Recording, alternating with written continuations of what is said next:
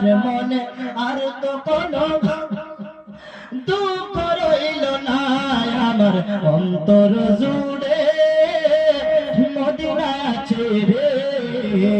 ওই Medina Medina বলে জিকির করে রে, মদিনা মদিনা বলে জিকির করে রে। আহা সোনার মদিনা, প্রাণের মদিনা, বহু দূরে কিন্তু মদিনা বলা আমার অন্তরে। জোরে মহব্বতে বলুন সুবহানাল্লাহ। ওই ইহুদিটাকে যখন অফার দেওয়া হলো, ইহুদিটাকে অফার দেওয়ার পরে ইহুদিটা বলল,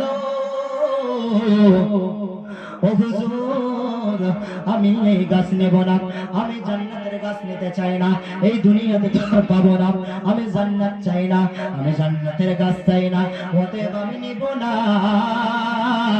আপনি আপনার গাছ রাখুন। যখন এই কথা বললো, ইহুদিকে আমার নবী বললেন, ও ইহুদি ভাই, শোনো শোনো, একটি নয় দুটি খেজুর গাছ তোমাকে জান্নাতে দেওয়া হবে।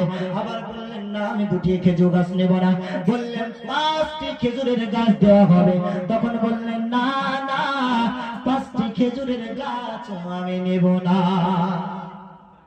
কি বললেন? 5টি খেজুরের অফার দিচ্ছি তোমাকে জান্নাতের মধ্যে। তবু ইহুদি বলছে আমি খেজুরের গাছ নেব না, আমার দুনিয়াতে যে গাছটা আছে ওটাই আমার কাছে মহান মহান মূল্যবান। যখন এই কথা বললেন, কোন মতে ইহুদি রাজি নয়। তখন ওই মাহফিল থেকে একজন বের হয়ে বললেন, তার নাম হলো আবু দাহদা। আবু দাহদা রাদিয়াল্লাহু তাআলা আনহু নবীকে আমার বললেন, ইয়া রাসূলুল্লাহ, ইয়া হাবিবাল্লাহ, ফিদাকা বি উম্মি, ফিদাকা বি উম্মি, ইয়া রাসূলুল্লাহ সাল্লাল্লাহু তাআলা আলাইহি ওয়াসাল্লাম, নবী গো, এই অফার কি আমার জন্য আছে? এই অফার কি আমার জন্য দিতে পারবে?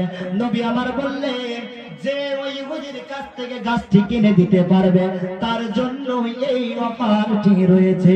জোরে বলুন সুবহানাল্লাহ। তার জন্য এই প্রস্তাবটি রয়েছে। আব্বাজি আমার সোনা মানিকেরা, যখন এই কথা বলে আবু দারদা রাদিয়াল্লাহু তাআলা আনহু ওই ইহুদিকে বলছেন, এই ইহুদি শোন, তোর কি একটা খেজুরের গাছ? বলছেন হ্যাঁ হ্যাঁ একটা খেজুরের গাছ। আমাকে কি তুই চিনিস? বলছেন হ্যাঁ হ্যাঁ আপনাকে চিনি। বলতো আমি কে? ইহুদি বলছেন, আপনি সম্ভ্রান্ত পরিবারের ব্যক্তি, আপনি সম্ভ্রান্ত পরিবারের মানুষ, আপনার তুলনা হয় না, আপনি ওই বড় ব্যবসায়ী, আপনি ওই বড় তাজির যার একটি খেজুরের বাগান রয়েছে, আর ওই খেজুরের